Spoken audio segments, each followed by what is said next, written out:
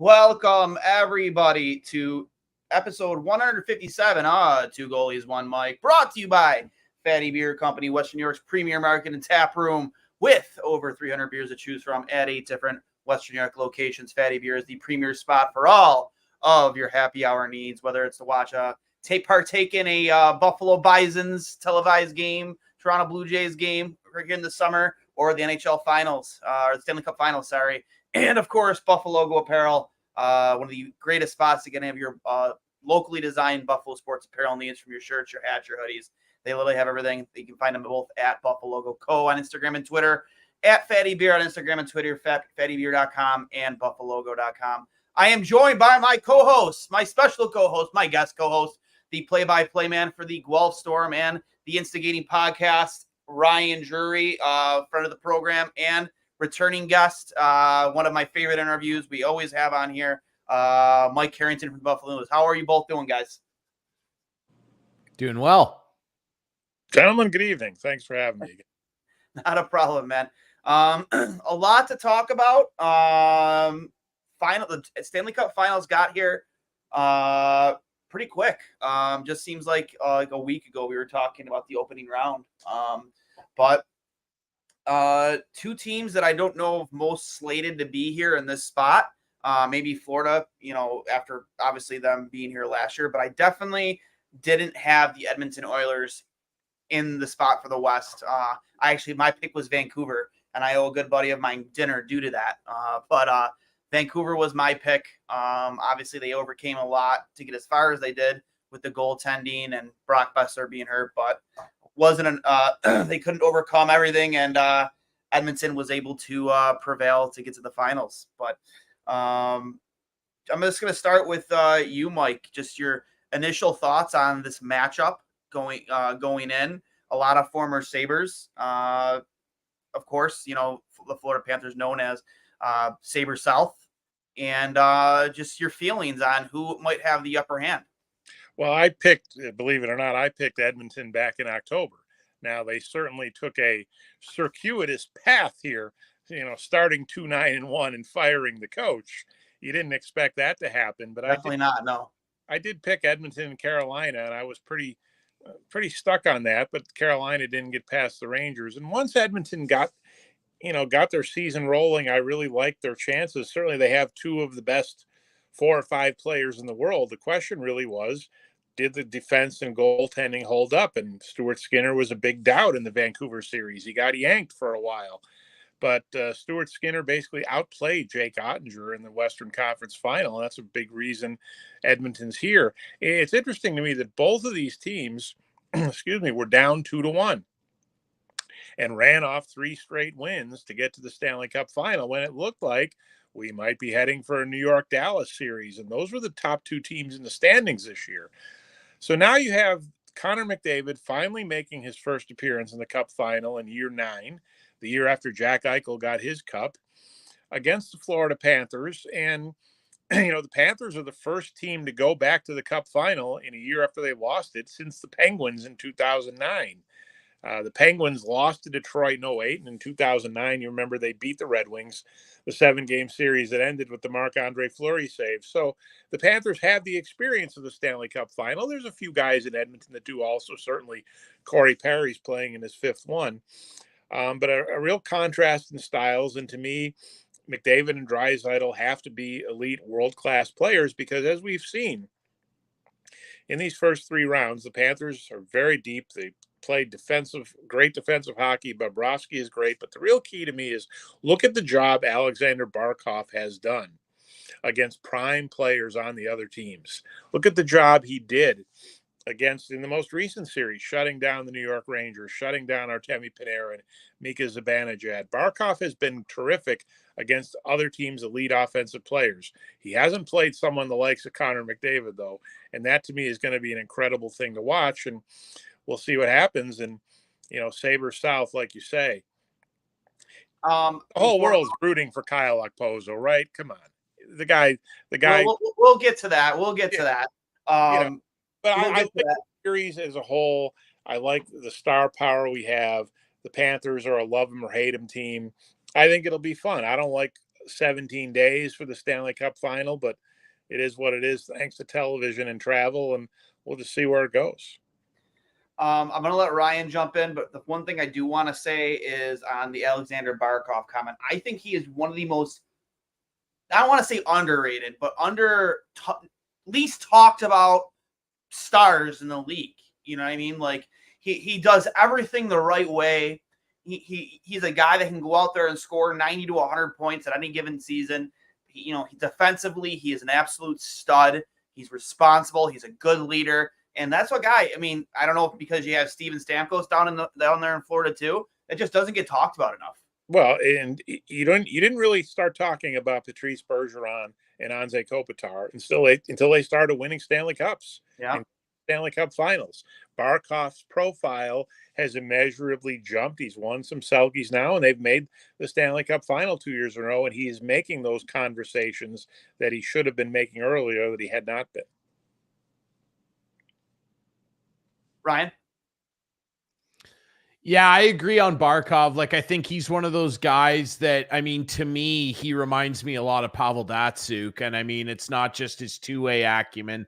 It's the way that he can create offense as well. Very similar skill level. Both those guys could dangle out of a phone booth. And Barkov has turned himself into a guy that is really a go-to name when you're talking about guys that can dominate the entire sheet. Like, he can go out there and take a big defensive zone draw. He can kill a penalty. He can, of course, run a power play because he's got some filthy mitts. And he can kind of take a game over himself offensively if he wants to as well, because he's so elusive in the offensive zone. And, you know, Mike brought up a couple names that kind of fit that same billing in Bergeron and Kopitar. Like, there are a lot of elite offensive players in the game that can score. There are a lot of good defensive players that can shut people down. Guys like him are an extreme rarity in the NHL. I would actually venture to say that forwards that are that dynamic at both ends of the ice might be more rare than big number one defensemen. Like, it's really hard to find a guy where you could say that from the opponent's blue line in, I trust that guy to generate a goal when we need it. And from our blue line back, I trust him to go out there and not allow us to get scored on. Like, a forward like that is just so rare. Yeah, you have 15 elite number one defensemen in this league. There are not 15 Alexander Barkovs in the NHL. No way. And I think your comparables, Mike, we're dead nuts on. You know, your Kopitar, your Bergeron. I mean, Bergeron essentially owned the Selke Trophy for how long? Like, he was either winning it or he was nominated for it, and rightfully so. The guy just, in terms of leadership and just, I mean, let's be real. If Zdeno Chara wasn't damn near lifelong Bruin, he would have, you know, Bergeron's the captain of that team. I don't think it's even debatable, but you can't find a much more reliable guy than Bergeron, and to be compared to a player like that in Barkov. I mean, again, it's, you know, Florida really has a gem there in him, and I'm not sure of his age and, like, you know, how old he is or how long in the tooth he is, but I'm happy to see him have another crack here, more than really anybody on that team, even with all the former Sabres, because I always find it tragic when you have players like that are so good all over the ice, and, you know, they finish their career without winning a cup. And we have the great trivia answer in this series too. You know, you talk about storylines. This is the first Stanley Cup final in NHL history where the top 4 picks of any draft are in the series. You think back to 10 years ago in 2014 in Philadelphia, who were the top 4 picks in the draft? Aaron Ekblad, Sam Reinhart, and Draisaitl. Wow, yeah. All in the Stanley Cup final 10 years later. Yeah. It's funny, three of them ended up on Florida, which is wild. You know, Sam Bennett, you know, I think he really turned things around about starting like 2 years ago from his time in Calgary. It's really started to finally, you know, I want to say glass ceiling or kind of live up to where he was picked in the draft, because I don't think he ever would, but like became a very dependable, you know, grinder type player, as we saw in the Boston series, where he fed Marchand pretty good, and you know, gave him a little taste of his own medicine. The only thing I found hilarious about that whole situation was when he was interviewed after the next game, and they asked him. He goes, "Oh, it was a hockey play." And you watch the replay in slow motion. There was nothing about that. That was a hockey play. You punched him in the back of the head. It was not a hockey play. It was not a hockey play. You know? But again, it's Marchand. He's done that how many times? Right. And the biggest thing is all the controversy of that. When Marchand came back, what did he do? He didn't complain about it at all. He said, "Hey, I'm on the other side of that a few times." So yeah, he's done it. I respect that too. Yeah, I respect that. Guys like Sam Bennett, guys like Brad Marchand, you love to hate them. You hate them so much, but you would love to have them on your team. And if there's anybody in the league, any fan of the league that would say they would not want either of those guys on their team, they're absolutely lying, because they're the type of players that get under your skin. Pardon? Toronto. No Leafs fan wants Brad Marchand on their team. Well, unless they'll root for him when he's playing for Team Canada, though, when he's on a line with Sid the Kid. Grudgingly. Yeah, begrudgingly. But no, I love that style of hockey, and that's something that I think Buffalo has been lacking for a while. Maybe not sucker punching guys, but just playing that hard grinding type style of hockey that we haven't really honestly seen here in almost a decade, at least not consistently. And the other thing to look at here, I always try to look at these things in the prism of the Sabres. This is 6 years in a row we've had an Atlantic Division team in the Stanley Cup Final.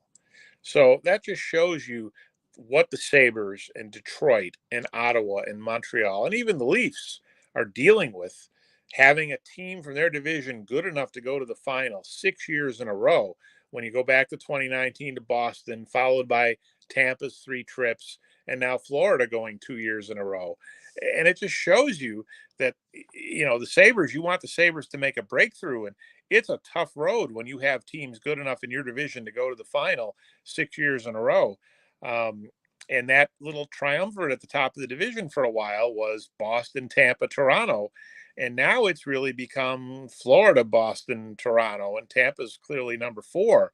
So it's a hard problem for these teams in the bottom of the Atlantic Division to see someone from their division advancing through the playoffs every year, taking out the Rangers and the Capitals and Carolina and Pittsburgh. And, that's pretty wild. 6 years in a row, the Atlantic Division's ended up in the final. Yeah, it just goes to show how tough of a division the Atlantic is. Drury, I'll let you hop in here just because obviously I know you have a lot to share on that one too.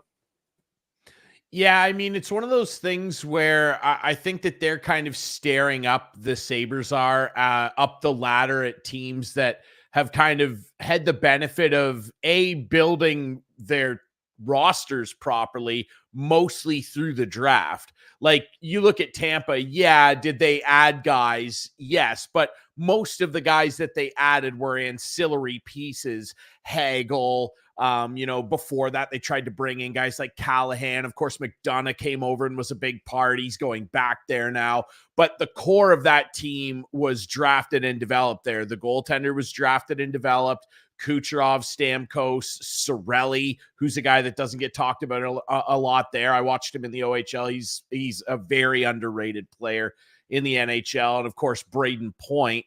And you look at Florida, and it's the same type of thing. I mean, yes, have they added guys over the years to complement that roster? Of course they have. You look at Reinhart and Bennett, the guys that we've run down, Brandon Montour as well. But the heart of that team is Barkov, it's Ekblad, and it's guys that they've kind of built their stock around. And the Sabres for a long time have had a really tough time doing that. Jack Eichel was supposed to be that guy. It obviously didn't work out the way everybody wanted it to. And I know a lot of people there still sore that he ended up winning a cup elsewhere. But I do think still, and we've talked about this a lot of times on here, Duane, I do like the young core of talent that they already have in place. And I like a lot of the prospects that are on the way. It's just going to be a matter of, can Buffalo figure out a way across 82 games to consistently match not even necessarily the skill level of those teams, but the battle level and the details. Florida, detail-oriented team.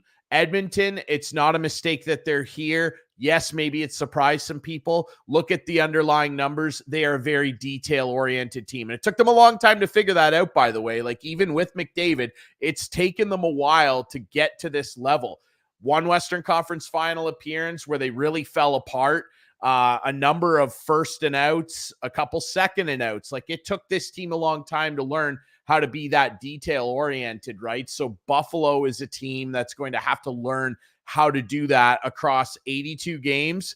And then you're in the playoffs and you've got to ramp that up even more. I don't think they're super far away. I obviously think Boston will fall away a little bit now. I mean, I feel like we've said that for the last 3 years, but I really feel like that's going to happen a little more now. Toronto's a complete wild card. We have no idea what they're going to do, if they're going to do anything big to start the summer off. Ottawa is a complete coin flip too, because they're just as much, if not more, in the same situation that the Sabres are. I mean, you talk about inconsistency. That program just has not taken off at all. Like, they have an opportunity to sneak in there and potentially do some damage, but it's going to take Lindy Ruff getting these guys to understand that you got to take care of the entire ice sheet and not just be chasing points. No, I don't really agree with you about Florida. Florida's not a team. They're not a draft and develop team in my eyes. I mean, you look at, other than Barkov and Ekblad, most of the other guys are trade acquisitions. They had a 122-point team that they basically blew up. They got rid of the coach. They traded for Reinhart. They made the trade for Tkachuk. They got Bennett. Bobrovsky's Bobrovsky was an acquisition. I think Florida's a little bit of an outlier. I think Buffalo, Toronto, Tampa are built through prospects and built through the draft. Florida is not. And most of these teams that get to this point, frankly, are the draft and develop model. Certainly Edmonton is. They've added, but what you say, Ryan, is true, is where Edmonton has gone right is they've added pieces. They've added a Matthias Ekholm. They've added, Evander Kane and Corey Perry and Zach Hyman. But Florida's kind of the same way. I mean, so what Buffalo has done is Buffalo, I tell people all the time, this is your team. If the Sabres ever get good, ever win the Stanley Cup, it's going to be most of these guys. They've paid their guys. What they have not done yet is built around. Where Florida and Edmonton has succeeded is building around their core. Who is the Sabres' complementary players around Dahlin and Cousins and Thompson and Tuck and all these guys? That's what they're still trying to figure out. But Florida, to me, is just an unbelievable case study, because realistically, I don't think you could do what they did in any other market. Who blows up and makes big moves and gets rid of the coach from a 122-point team? You could really only do that in a market where nobody's paying a lot of attention. It'd be chaos to do that in a. It definitely helps not having a state income tax either. Sure, but I mean, it also helps not having all kinds of media covering the team. They used to have 3 beat writers traveling to every game. No one covers the Florida Panthers on the road anymore. So there's not a lot of attention. So when they got rid of the coach and when they traded Huberdeau, and a lot of people said they were crazy. You don't do that. You just run it back when you have 120 points. They didn't, and they made the big move. You know what it reminds me of, guys? It reminds me of the 1990-91 Toronto Blue Jays. Something the Blue Jays need to do now. What did they do? They had won for like 6 years in a row, and they traded. Unbelievable. They traded George Bell and Tony Fernandez. Why? Those are the core of the team. What are you doing? And they brought in Joe Carter and Roberto Alomar. And what happened? They won 2 World Series in a row. That's kind of what the Florida Panthers remind me of a little. Making that kind of trade, bringing in Tkachuk, getting rid of Huberdeau, changing the coach. It's a wild story. Yeah, it really is, and you really highlighted a lot there. You really don't have any. There isn't a ton of stress playing in Florida, because if you lose, you lose. There isn't a spotlight on the Florida Panthers when they lose. The only thing you can really say is when they are losing, it's like it's worse than in Buffalo when it comes to attendance. it stinks. Like, that's why they probably don't get a lot of nationally televised hockey games throughout the season, on TNT or ESPN when they are, before, ESPN's only been around, but if they weren't good, they wouldn't be getting a lot of really many televised games because, who wants to look at a 3/4 of an empty arena? The Sabres have the longest playoff drought in NHL history, right? Yep. Who have the next 2 longest playoff droughts in NHL history? Probably the Panthers. Florida Panthers and the Edmonton Oilers. Yep. We're next. I like it. It can happen. It can someday turn around. Yes, I couldn't agree with you more. Because there were a couple points there that you made that I definitely want to touch on.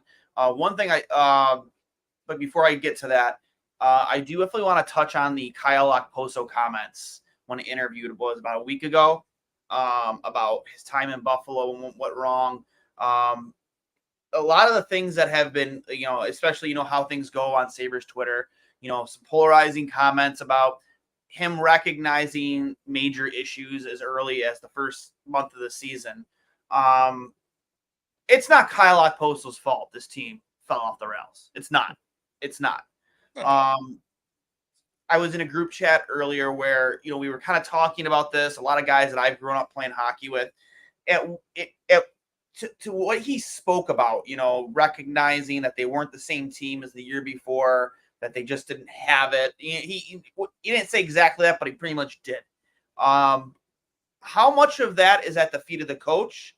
And how much of that also falls on the guy, not just him, but the guys wearing letters? And, obviously you can't as a player, order a bag skate or, whatever. You don't really see that very often anymore, which I don't like because I think it is effective to a certain extent. But how much of that is on the guys on your team that wear letters too? Because that's something, I don't think anybody really expected those comments to come from Kyle, especially recognizing that early in the season and essentially not doing anything about it. You guys are in the media. Was there any player-only meetings called? Not that would have a dramatic effect or turn the season around, but was anything ever, done like that, from what you guys saw? They didn't do anything like that post-game. They met in the hotel quite a bit on the road. I think whether we agree or not, clearly the organization blamed the coach. They fired the coach. One problem Kyle had, I think, it was a little bit reminiscent of Brian Giunta. Great captain. Kyle was a fine captain. It's hard to be a great captain when your own game is off, when you're struggling to contribute. And Kyle had a run here later in the season where he started to score and started to contribute, but I think it was 18, 19 games into the season, he didn't have a goal. Mm-hmm. He ended up in double figures. But I think when your own game is off, it's hard to really lead. And a lot of what happened here was hindsight. We felt training camp was a little off. They played 5 games in 7 days. They played that Hockeyville game, and it just didn't seem like they were playing their team. They were messing around with too many prospects, combinations. They never got their team together. And I had, Eric Johnson said it to me, guys, and we published it. The first game he played with his team on the bench was a season opener. It was too soft a training camp, not soft and not hard training camp. They weren't practicing hard. It was too soft in formulating your team. Yeah.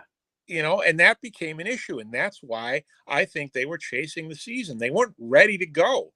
The real, the flashpoint for me was the first game. That was a rough one to watch against the Rangers, I believe. The season opener against the Rangers, you can't get your head handed to you at home the first night of the year when people think this is a playoff season. And they just weren't competitive in that game, and they struggled. They chased the season in October. And the other thing, it's crazy to think now, they played Eric Comrie in net before they played UPL. They didn't play UPL till the 7th game of the season. Mm-hmm. Levi was the best goalie in training camp. No question. Levi should have started the opener. No question. Levi shouldn't have played the first 4 games. No, not 4 in a row. No. And by doing that, they got him hurt. So they set him back. And so Levi's hurt. So now we'll go to the next guy. They go to Comrie. Mm-hmm. And I tell people all the time, and throw out the last game of the year when Comrie won. Comrie went 1-7. Yeah. Take some of those points and see where the team is. And you say, well, he didn't get a lot of goal support, and he didn't. It's like the run support for a pitcher. Well, one of the reasons he didn't get a lot of goal support was the players had to hang back, and I don't think they had a lot of confidence in him making saves. 1-7, take his 1-7 out, give the team some points, more than 2 out of the 16 points, see where they are. So to me, there were some serious decisions made by the front office and the coach that negatively impacted the season right from the start. And then the injuries pile up and the frustration, whatever. But yeah, I think they're blaming the coach. They fired the coach, and we'll see if they were right. Drury, just in your experience of just covering hockey, and obviously you're a diehard Capitals fan, so you've had Ovechkin as your captain for as longer than any of us can remember. So obviously compete level and skill doesn't really play into that when it comes to you when we're talking about Cal. But like when you hear when you hear a captain say something like that, and I totally agree with Mike's points. Like it's hard to speak to certain things when your game isn't up to par either, and hold it when when you hear stuff like, hey, I noticed that, essentially from game one, we didn't have it. And not a lot from a player standpoint was done culture wise, in the locker room wise. When you hear stuff like that from a former captain, like what's your initial reaction? The one thing I would equate it to as a Caps fan was that 2003-2004 season when, the year before they made that big trade to bring Yager in, and that was supposed to be the rise of the Capitals. Like Alexander Ovechkin doesn't happen for the Capitals if the Yager experiment doesn't go disastrously wrong and they sell off all those pieces. The year prior, the Tampa Bay Lightning absolutely dismantled the Capitals in the playoffs. Yager was a ghost.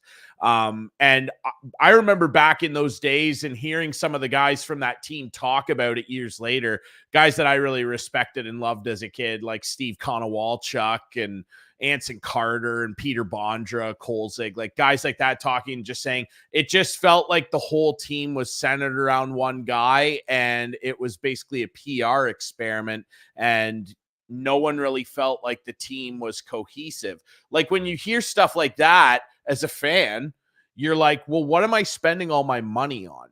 Like if that's what I'm hearing from guys in the room, what exactly is it that is enticing me to go to the rink tonight if there's a game? Like if I can deal with, okay, the team's not very good. And I did deal with that for a couple seasons. Like I knew that the Caps were going to be very bad and I was fine with that. What fans can't stand, and it drives me crazy when people go like, oh, in market X, Montreal's doing it right now. They've been doing it forever. Market X, the fans will not stand for a rebuild. Yes, they will. Like, we're not stupid. We understand. Look at what the Rangers did. They sent that letter out and everyone was like, okay, I guess we're going to be bad for a few years. And the team communicated it very clearly and said, look, we're not good enough. We need to reset and rebuild. And everybody, what the Rangers aren't a big market. They don't care about hockey there. Sure looked like it to me this year. If you clearly communicate something to a fan base, they're going to stomach it. What fans can't stomach is when it looks like the team's not trying. And it's one thing to have guys not like each other maybe, or there's some drama in the room, fine. But as fans, when we pay money, seemingly more money every year for these tickets to go to the games, what we expect in the very least is to get effort for that money and to have the players show up and look like they care about success. And when you take comments like what Kyle said, it's concerning because it not only makes you wonder, okay, what's the future of this team, especially in a situation like Buffalo, where, as Mike pointed out, like everybody's locked up. Like these guys aren't going anywhere. They're in Buffalo. Like the core of this team is the core, unless massively drastic changes happen. So you start to wonder, okay, is this the right direction? But then on top of that, it makes you start wondering, well, who's the problem? Where's the problem in the room? And then the speculation starts and rumors start flying around. Like, it can really drive a wedge into a room when a guy like that comes out. And I would expect that those guys, Cousins and Darlene and Thompson and Tuck, I would expect all of those guys, there's really two options here. They can take those comments, internalize them, and go, you know what, he's right. And we all need to come together collectively and be way, way better to start next year and actually get some gasoline in the tank here and get this thing to take off finally. Or they can all take it personally and go, he must be talking about me. And they can sulk and whine about it and have this continue to just go nowhere and be lost in the fog. That's really their only option. They better not sulk and whine, because Lindy Ruff won't. They can't. They can't. And Mike, I'm very curious your take on Lindy coming back, because he's a guy that represents a lot of great things to Sabres fans. I'm sure, in your dealings with them in the media, like, he represents one thing you can say for Lindy is he always represents hard work and integrity, and he will not settle for guys not working hard. And I think that that's kind of what the Sabres need. I genuinely wonder what your thoughts were when that got announced. Yeah, I mean, I knew that was coming. I mean, I could tell, right near the end of Granado, even that Ottawa game, they're going to bring Lindy Ruff in here. I knew Terry Pagula was interested. I knew Lindy was interested 5 years ago. Botterill wouldn't hire him, hired Kruger. They just had to sit down, Kevin and Lindy, and hammer it out. Let's be honest, guys. We're not going to run the clock back here to 2007. No. Immediately. That's a whole different animal with a whole different team. Lindy will have accountability, but Lindy's not Lindy. Lindy's not going over the boards at guys and screaming and yelling at practice. You don't do that anymore. I mean, he even said he had to learn how to be a different coach in New Jersey, because you had guys who weren't going to respond to that. Having said that, Lindy knows this team needs a push. There's enough talent here. They're coming off a season where they underachieved. A lot of these players are going to hopefully have a chip on their shoulder about the way they underachieved this year. And Lindy's going to push them in certain areas. He's going to push them, like the Florida Panthers, to be tougher to play against. Dylan Cousins saying we're soft and need to be harder to play against got basically pushed down by the GM. Don't say those things in public to the media. Well, Dylan Cousins said that in December at Carolina, and he was right. They were soft a lot of the time. I don't expect the Sabres to be soft anymore with Lindy Ruff as the coach. There'll be other technical things. The power play, I assume, will be better. Seth Appert will run a good power play. Lindy will run a good power play. But again, it really comes down to, let's not forget here, Lindy got fired. It was a great 17-year run. He got fired. He can't do it all himself. It's going to come down to roster construction. It's going to come down to building the depth in this team. But I think bringing Lindy in is a little bit of a desperation move, because what were you going to sell this year? You can't sell Darlene or Cousins or Thompson or whoever, because they're just coming off a disappointing train wreck of a season. Well, gee, who's on the billboards? Who's on the television commercials? Who's on the website? Who's calling season ticket holders saying, please come back? Thanks for coming back. Lindy Ruff is. So this is a major hockey move, but don't look the other way. This is a major business move too for this franchise. It's like when the Bills signed Terrell Owens. like there was no reason for that other than to sell tickets. Not saying that Lindy isn't going to help get this team to the playoffs. I genuinely think he will. I genuinely think Lindy Ruff will help end this playoff drought. If he can't, if he can't, who is at this point? Like blow it all up. I know. God. It's at that point, it's a cultural thing that can't be fixed. If a guy like Lindy can't come in, and to your point, you're not expecting him to come in here and throw a water cooler across the room, or like what Billy Bean did in Moneyball with the baseball bat and the boombox, which I would love to see. Don't get me wrong, because I think that this team needed that more than anything last year, is Kevin Adams to come down in the locker room and start destroying some stuff and start making feel people feel accountable. But accountability. And he did. And the one thing that I think is underplayed is people bemoan the Middlestat trade. The Middlestat trade was a good trade from the standpoint of you're not going to pay him. You got a good quality young defenseman. The Middlestat trade was also about shaking up that room and trying to make some people uncomfortable and trading one of everybody's friends, trading one of the main guys. That's Rasmus Dahlin's. Your $11 million defenseman, his best friend in the entire room, got traded. Mm-hmm. There was a lot of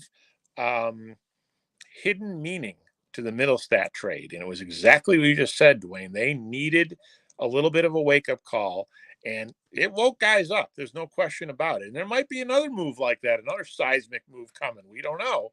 But the Middlestat trade certainly shook up that room, and people suddenly realized this really, really, really, really is a business. And it's not just we don't all get paid and go off kumbaya and happy ever after. Sometimes guys get sent packing. Agreed.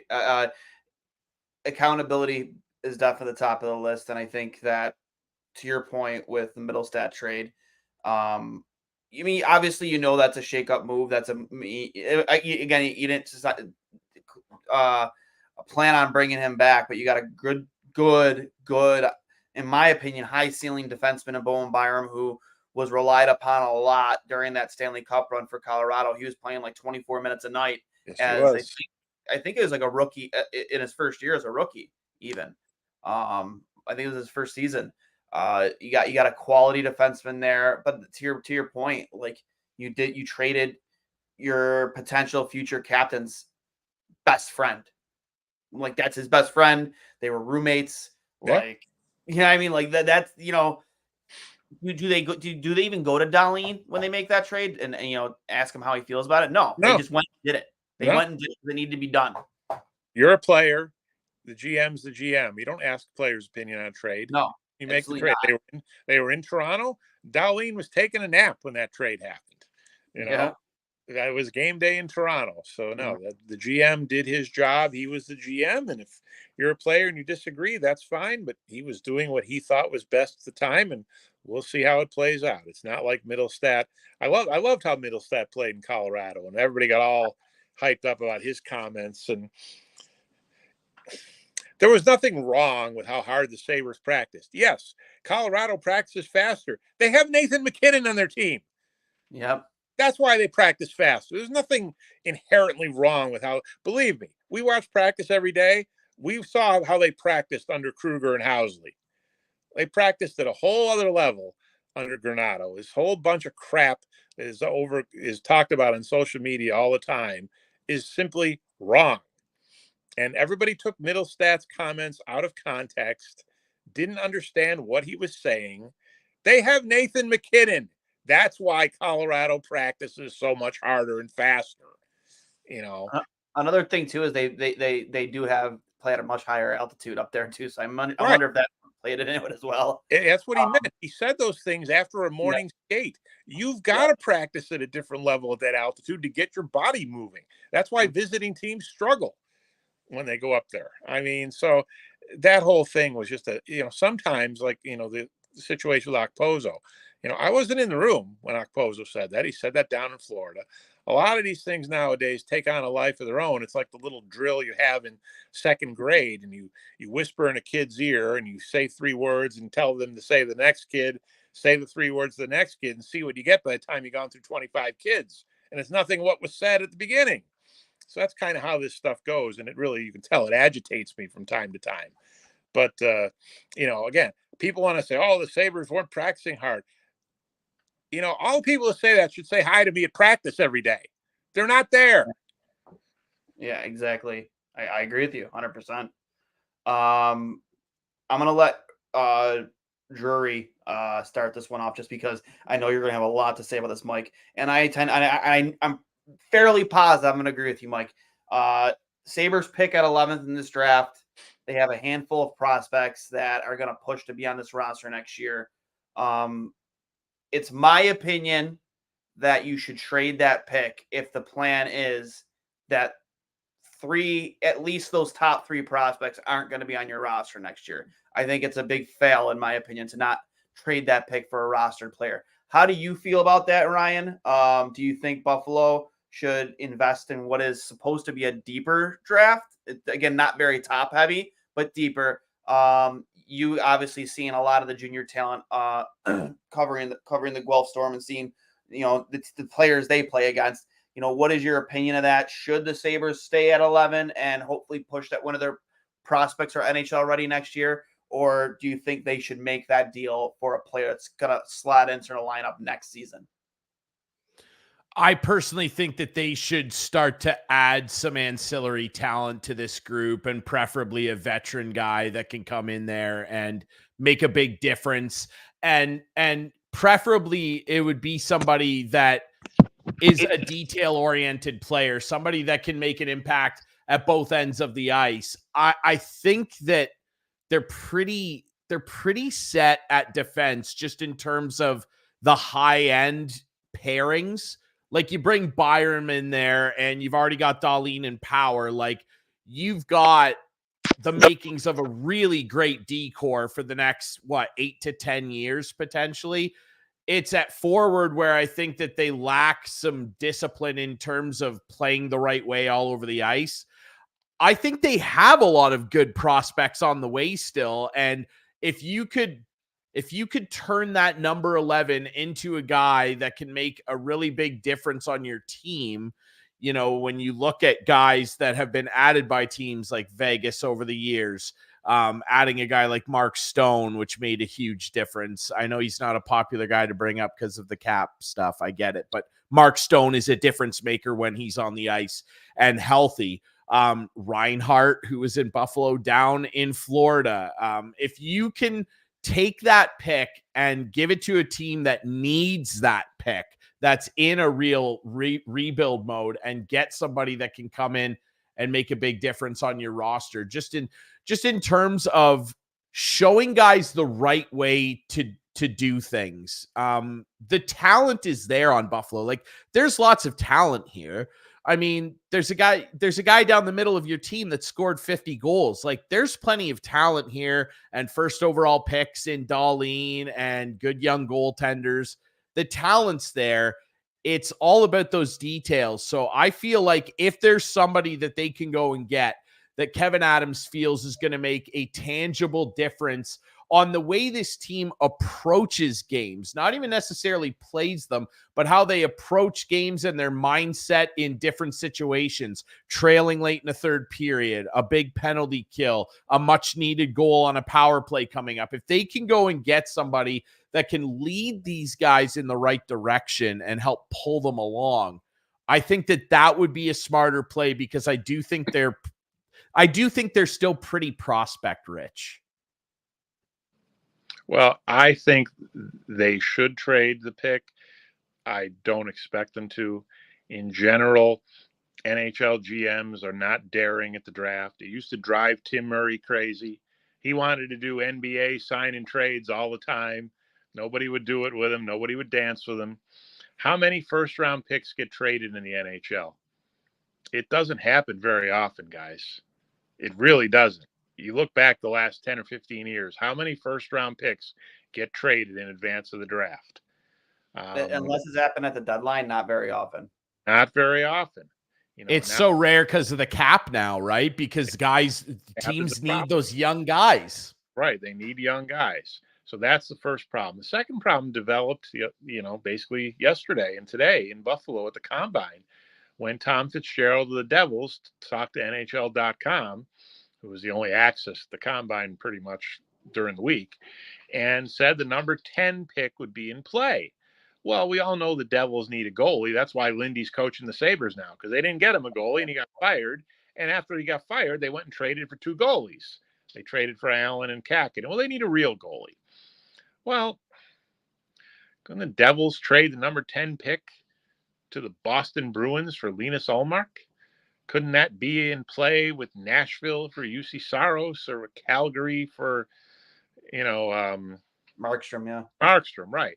So it's going to be tough if the number 10 pick is out there for the Sabres to trade the number 11 pick. So that's another complicating factor.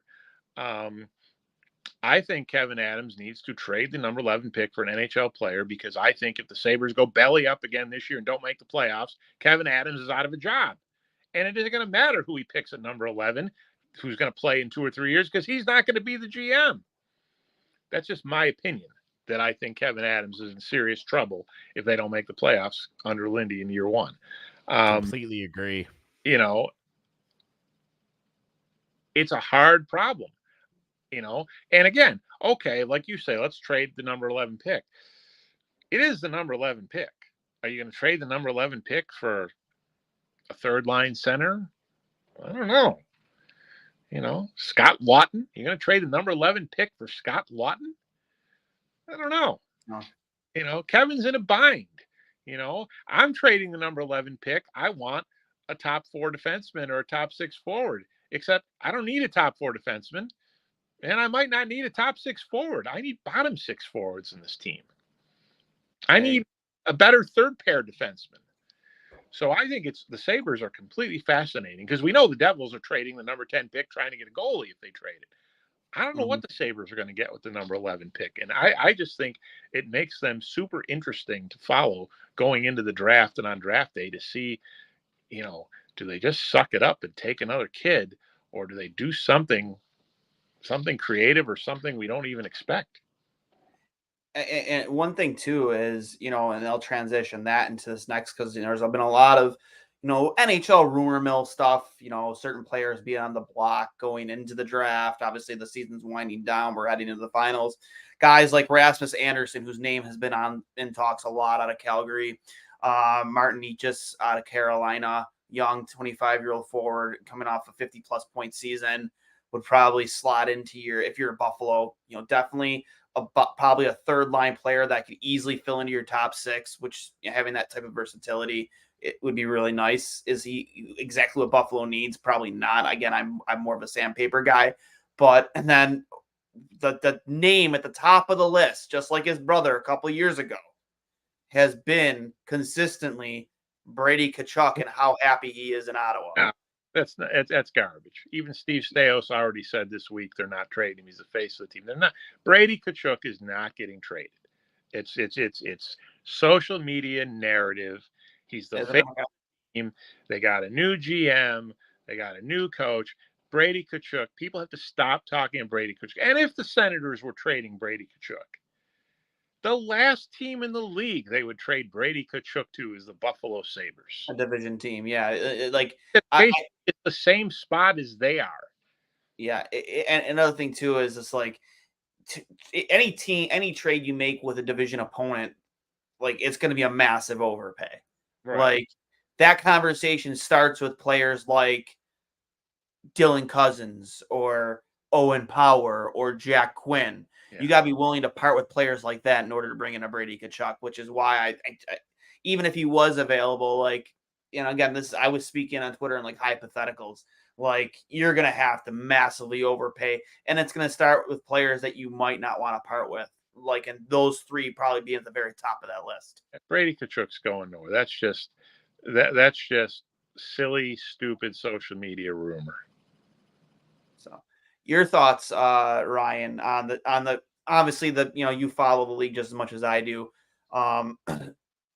Any player that's been mentioned a lot in trade talk that you think would fit the bill for Buffalo? Well, not Brady Tkachuk, you know, for the myriad of reasons that Mike just went over. I agree. Like, Ottawa, like, they would have to, I think that in order for a guy like him to get traded, they would need to go through a few more seasons like the last one, where they're really bottoming out and going, okay, we've got to hit the reset button again, which would drive fans there crazy. I just think that he's a staple. He might play his whole career there. Like, he loves it there. It's a little different than Matthew, where like he was kind of like, hey, I'm kind of over Calgary. Like, can you get me out of here? I don't get the sense that that's the case, you know, for Brady. But, you know, it's one of those things for Buffalo where I also agree with Mike in the drafting. Like, it is a tough thing to do. It's tough to trade those picks and get high impact guys. And it's going to take the perfect trade partner basically to find it. And it's going to be tougher for them to do it in division, but you are going to have to look toward a team, I think, potentially like Utah, where they're a team that's going to come in and try and make a mark right away. And the way that they can potentially do that, much like Vegas did the second year, because the first year they basically ran with the roster that they had, went to the improbable run to the Cup final. And then they went, oh, wow, that was actually pretty good. We're going to start just being the most aggressive trade partner in the NHL in the last 20 years. I mean, the ins and outs there, and we're going to see it again this offseason too. Like, Jonathan Marchessault's gone. It's crazy the turnover that they've had in Vegas. Utah might be the franchise where I think a lot of teams will line up, because there are some quality guys down there that you could potentially get. They might be the trade partner that everybody lines up with and says, you know, we'll give you all these picks to try and set yourself up for the future. Give us some of the quality players that you have right now. They might be the team that gets targeted a lot. Outside of that, it's really hard to tell right now what other teams are feeling, especially the playoff teams. But I think that there are probably some non-playoff teams that Buffalo could try and target that have some quality players that would love that number 11 pick. But it's going to take the perfect kind of trade partner, because like Mike pointed out, like, you can't trade number 11 for, Scott Lawton. You're going to want a high quality player. So it's going to be difficult for them. And I can also say with certainty, it's probably not going to be Mitch Marner either. So I got a suggestion. I already put this in the paper. I mean, to me, tough deal to stomach, but they might they'll do something. I would love to see the Sabres, make a move on Anthony Cirelli, because Tampa. If Tampa wants to keep Stamkos, they're going to have to do something. That's a team again, and Stamkos wants to stay there. He's made it vocally known how upset he is that negotiations haven't really gone as planned, or as maybe as he had hoped. So again, perfect example, Anthony Cirelli. That is a guy, like I said earlier, with Anikas, a guy who would be fit in perfectly in your bottom six, but is versatile, could play in your top six very easily. And you just traded Middlestat. People are saying, well, why did you trade Middlestat if you're going to go out and sign Martin Necas? But, you got Bowen Byram. There were reasons to trade him. Cirelli might be in trouble in Tampa simply because there's no room at the inn if they sign Stamkos. In Tampa, it's not like Brady Tkachuk where they're at the same plane. Tampa's above the Sabres and still thinks they are. But Tampa's getting to the point where they're close to aging out. They need youth. They need some youth, but they're still trying to win. They're going to try to middle it now. They've lost in the first round 2 years in a row, but I do think they're going to figure it out with Stamkos. I just don't think they're going to let that happen where he walks. But that's the kind of thing that can happen. The Sabres have to do something relatively seismic that you wouldn't expect, and that number, and it wouldn't just be for the number 11 pick. There'd be, a couple prospects going, whether it's Roseanne or Kulik or guys like that. There are too many of those guys. Somebody is going to go.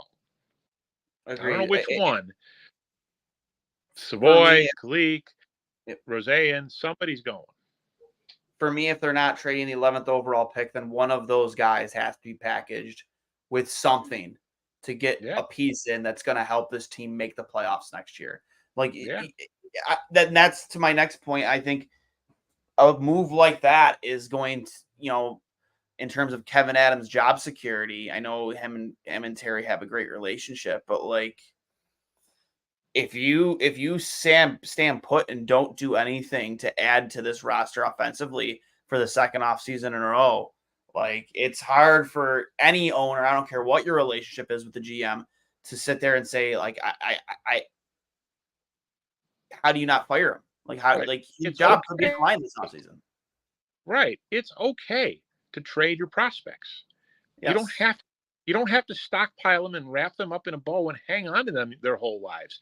We are a little bit too, in hockey too cautious about that. Part of it is the cap.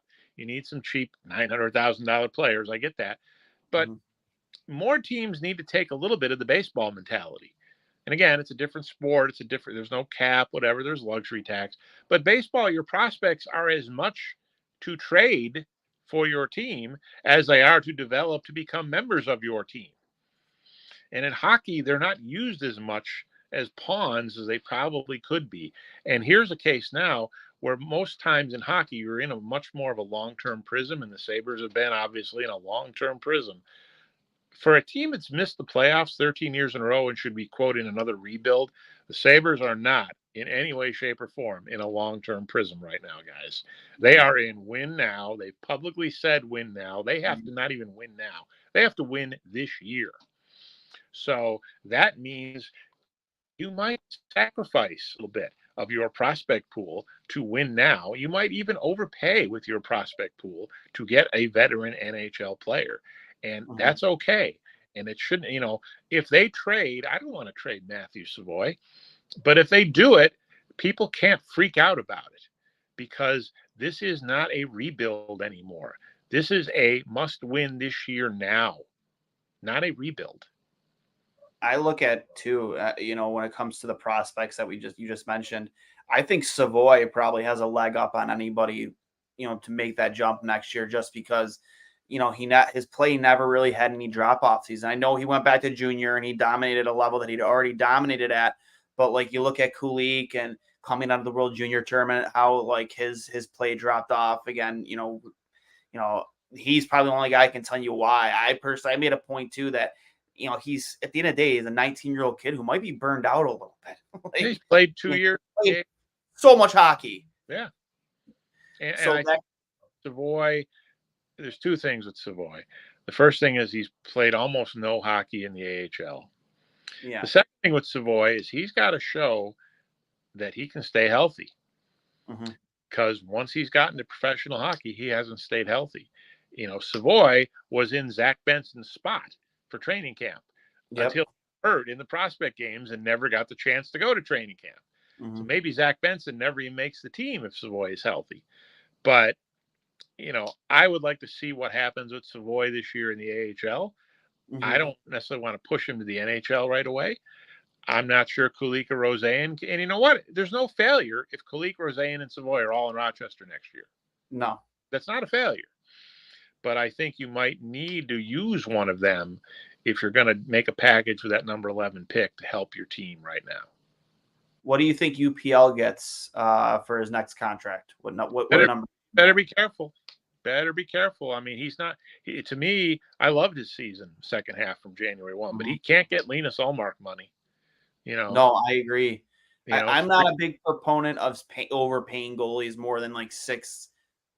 Like, I mean, like it's so I guess like, especially in a market like Buffalo, like it's tough to win when you're paying your goalie over $7 million a year. You know what I mean? Like right now, I'm thinking 312. I'm not thinking. I'm not even going 15. 312, 313. He's still young. He's had half a season of elite goaltending in the NHL. Half a season, and they didn't make the playoffs. And they've got Devin Levi here, but I like UPL. I think he's the number one goalie far and away starting this season.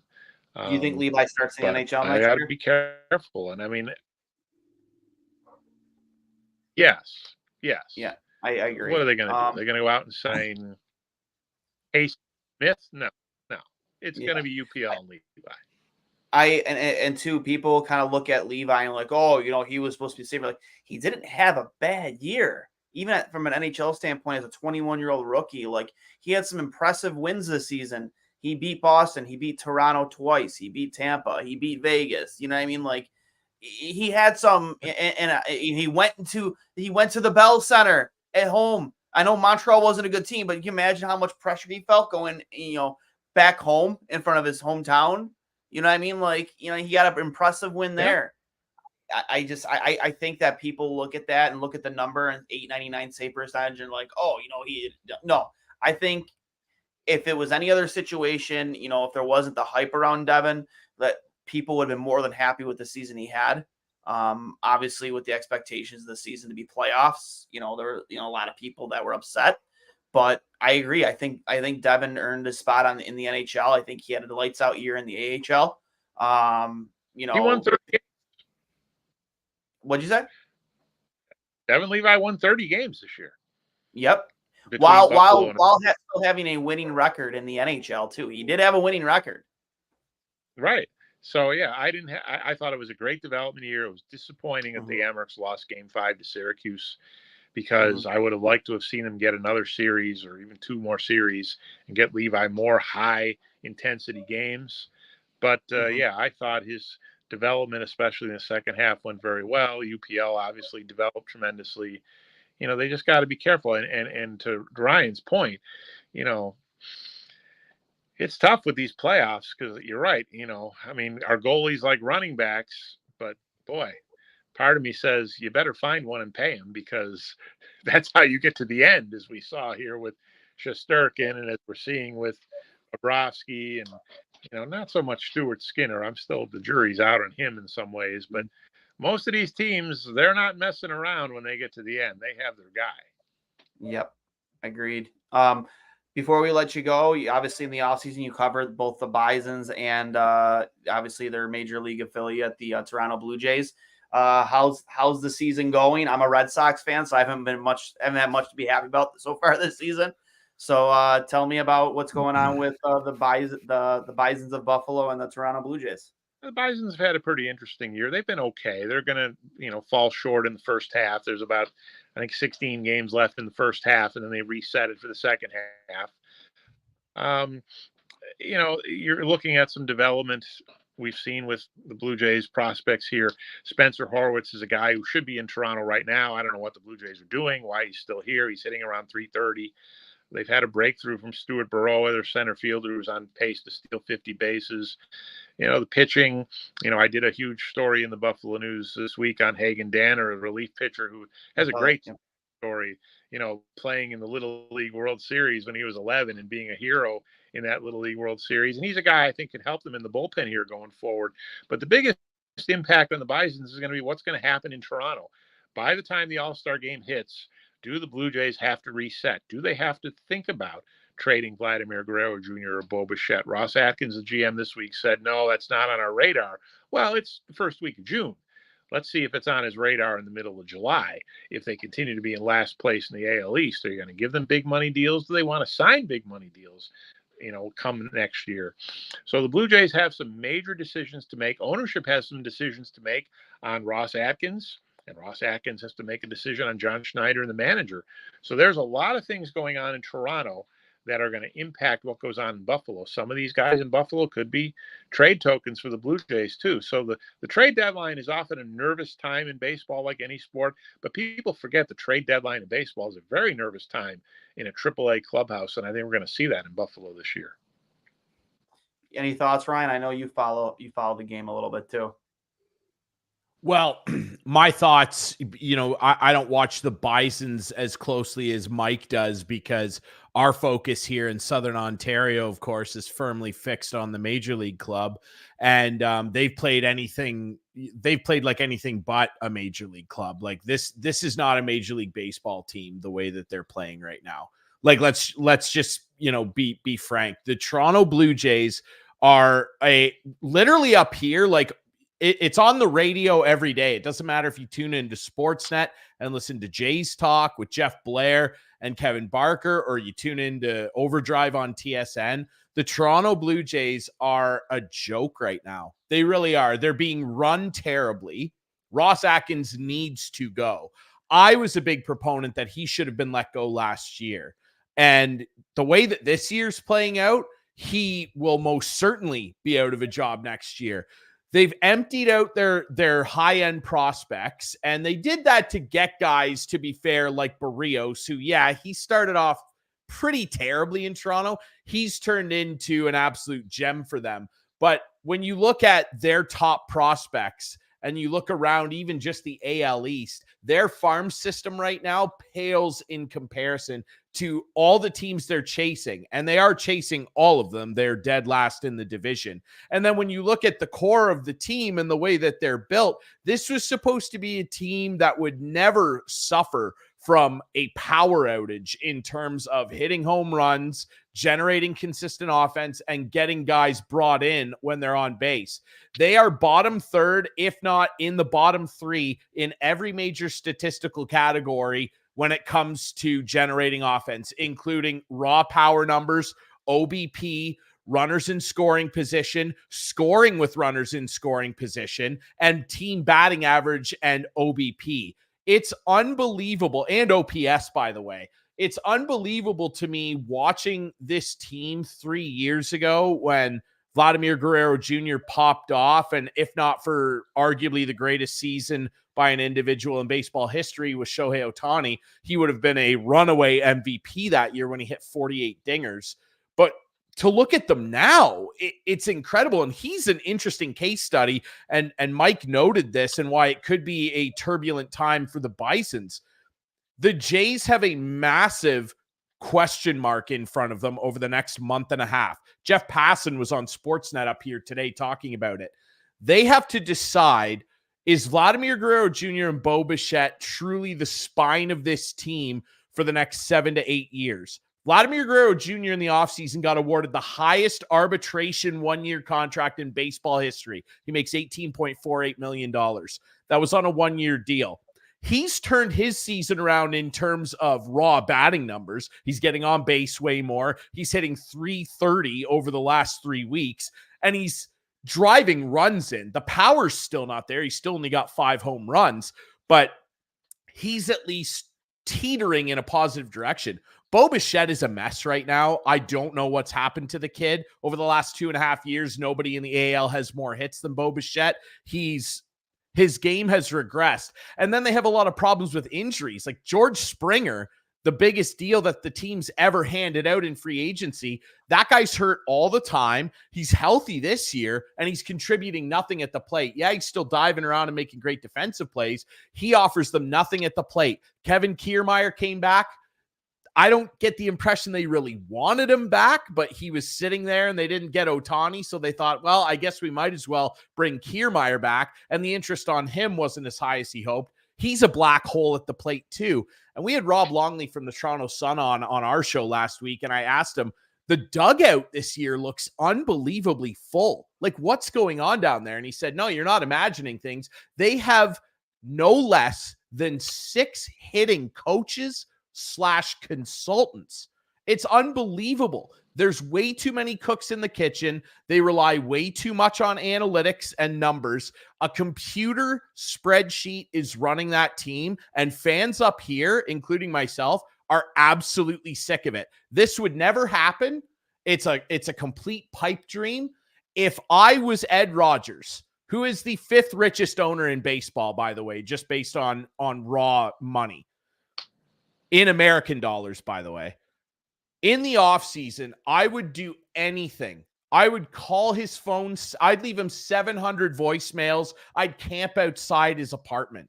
I would do anything to get Theo Epstein to come to Toronto. It's not going to happen, but I would do anything to get that guy to come here. He ended the curse of the Bambino. He ended the I made curse a funny of the, face of a the few goat. minutes ago, and you may have noticed that because I looked at the scoreboard. Did you see what the score was tonight? The Blue Jays they're losing it's 8-1. Orioles, and it's unbelievable. Yeah, they don't play what they. It's really unbelievable. I golf clap all the wins they had over the Pirates and White Sox. Give me a break. Ah, yeah, woo! The White Sox, hooray! Yeah, they're back playing real schedule. They're getting their butts kicked, and they're just not going anywhere. And they've got some serious decisions to make that will have some impact in Buffalo. Absolutely. And Vlad Guerrero is such a fun player to watch too, especially when he's on his game. We had the opportunity to see him in his early development here in Buffalo, and just it kind of blows my mind 2 years, like a couple years removed from that we're having this conversation that should the Blue Jays like consider trading that guy. Well, he is still only 26. Too many subtractions. I mean, the 2021 season was their best season. They had Teoscar Hernandez, Lourdes Gurriel, and Marcus Semien. And they missed the playoffs, guys. And don't forget, they missed the playoffs by one game. And what happened in 2021? They went 1-7 against the Yankees, Red Sox, and Rays at Salem Field. And they missed the playoffs by one game in Vladdy's best year. They're going to forever rue that. They have never been the same team since.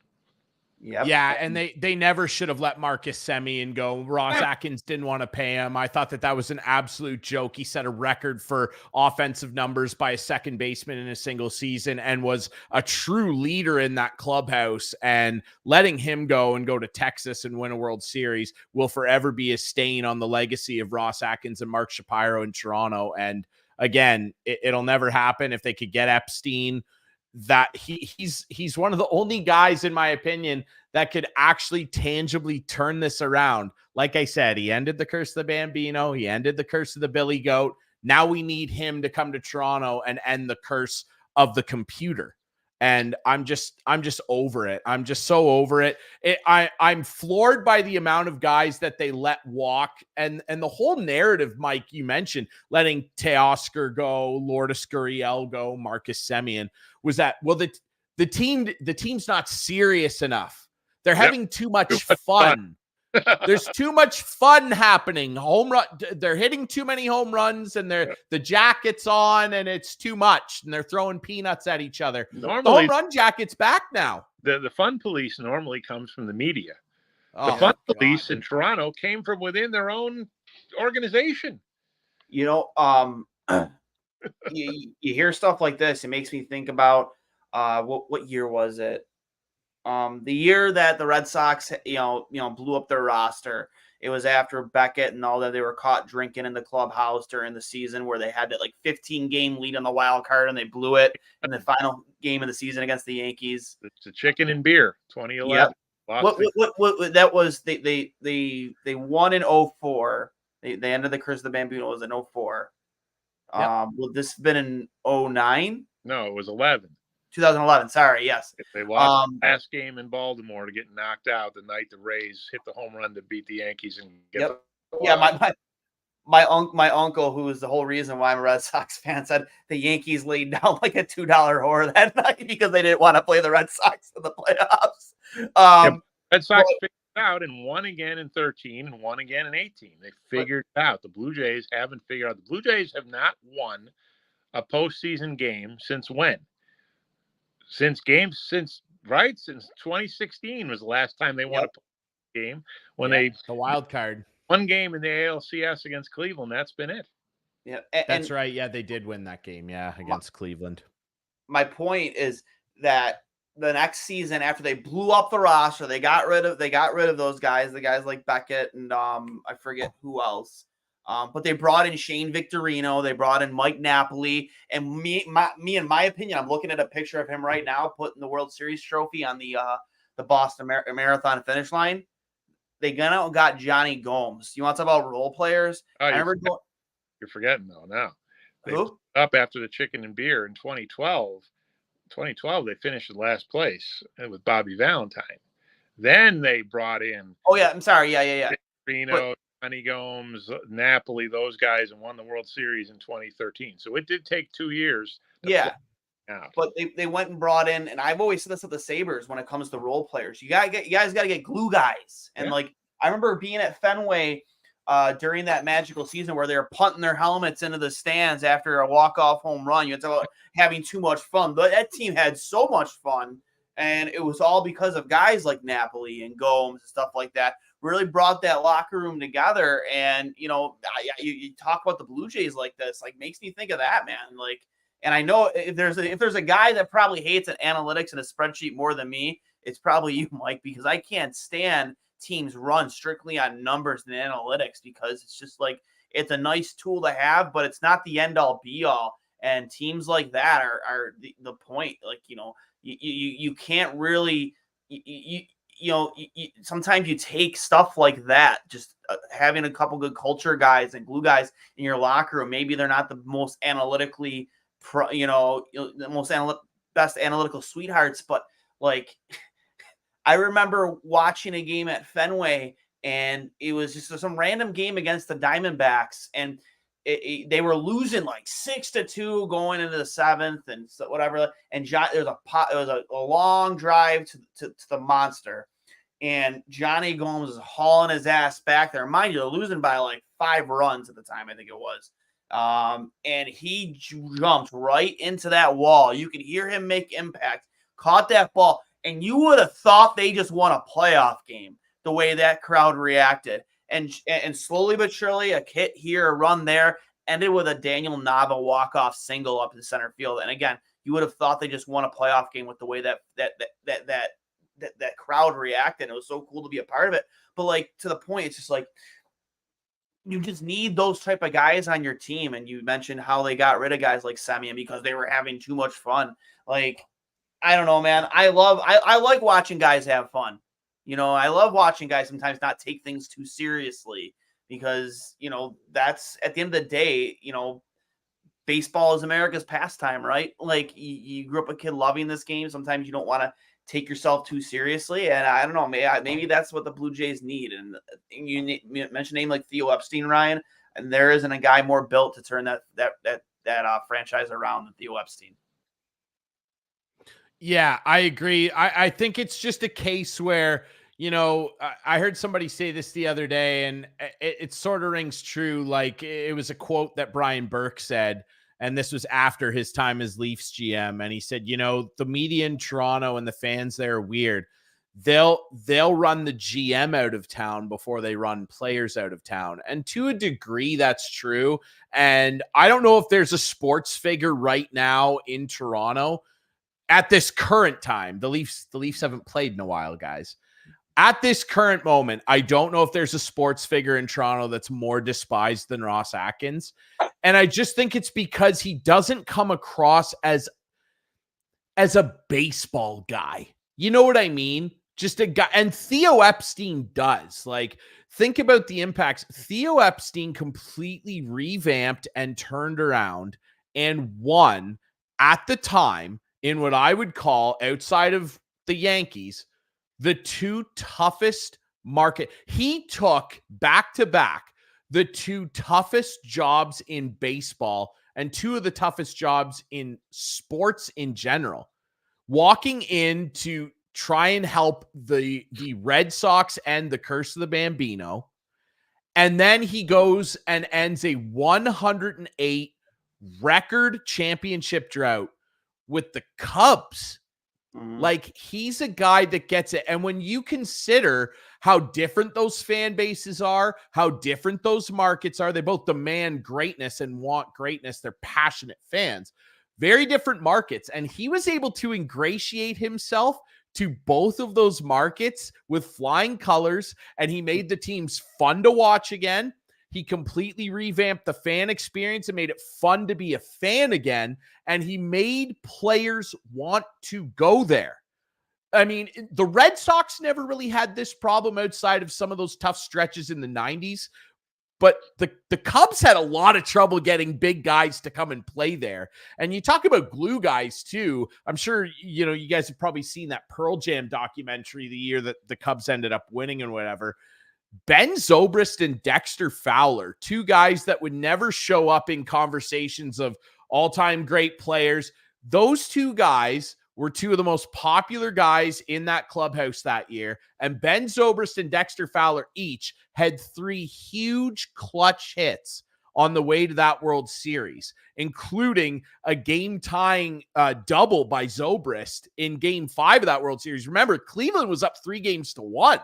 Like, the Cubs almost did it to their fans again. And Benny Zobrist had a huge double. Yeah, I mean, Jason Hayward did the speech in in Game 7 during the rain delay. David Ross hit a home run. I mean, that team was full of complementary players. There weren't superstars by any stretch on that Cubs team. Glue guys. Yeah, and the Blue Jays don't have it. They're trying to build a team with superstars, and then their analytics just throw everything off. There's too many coaches. You know, there's an assistant hitting coach and an offensive coordinator. And then what did the analytics team do? They think they're the smartest guys in the room. And we saw that in the playoff game last year by taking Barrios out in the 4th inning. Oh. You know, They don't have the monopoly on wisdom, and they're trying to act like they do. And that's something you have to watch in hockey too, is don't act like you're the smartest guys in the room. And the Sabres aren't guilty of that by any stretch. Some teams are. Some teams try to just think they're smarter than you. I think eventually the Pittsburgh Penguins fell victim to that. Yep. But it's tough. It's tough in sports, and you can't overthink. Sometimes you have to let guys play, and I don't think the Blue Jays are really being let play a lot, and that's a negative factor for them. But baseball and hockey are very different in some ways, but they're very similar too. They're both heavily induced with analytics, and there are good things about it and bad things about it, and some teams can overload on it. And I think the Blue Jays right now are a team that's overloaded on analytics to their huge detriment. You talk about analytics, and I think it was you mentioned earlier, Drury, when it came to the Sabres. It's kind of surprising that the Sabres failed so much, and when it came to the details of the game, considering how much they have invested in their analytics department. So with Koromanos obviously leading, I think he's been talked about a lot in in GM openings. Will continue to be talked about going forward. But Mike, thank you so much for coming on with us, man. I couldn't appreciate it more. Every time you're on with us, man, it's a blast. You're my favorite interview by and far. So thank you very much. I appreciate it as always. Not a problem, man. Remember, everybody, it's been brought to you by Fatty Beer Company, Western Europe's premier market and tap room with over 300 beers to choose from and 8 different Western Europe locations with live music, entertainment, and trivia at all 8 locations. And, of course, both kid and dog friendly. And Buffalo Logo Apparel, one of the best places to get all of your locally designed Buffalo sports apparel needs. Make sure you check out their Zubaz golf polos and the new specifically designed Buffalo Logo golf polo for their upcoming golf tournament coming up here in July. And, of course, all of their hats are always my favorite.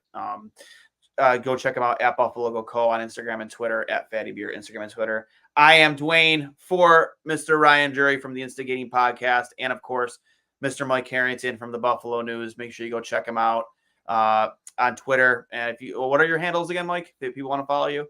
I am Harrington, and everyone should follow everything at buffalonews.com. Absolutely, especially right now, more than any, especially now more than ever. We will see you again sometime here during this final series. We're definitely going to do some post-game shows. Me and Hurls have already talked about it. And we'll talk to you guys later. As always, enjoy your week. Enjoy this weather. And you picked the Oilers, correct, Mike? Oilers in 6. Oilers in 6, Ryan? Well, I had the Rangers Dallas in the Cup Finals, so I mean my allegiances are completely gone now. I just think it would be great for Canada. Give me Oilers in 7. Up until the head coach's comments about the Bills taking a little stab at the Bills earlier today, I had the Oilers. I'm still going to go with the Oilers. I'm going to root for McDavid to win his first cup because I think it would be tragic if that guy never won a cup. So I'm going to go Oilers in 6 as well. It will be a hard-fought series, though. Unfortunately, I think 2 years in a row, I don't think Florida gets it done.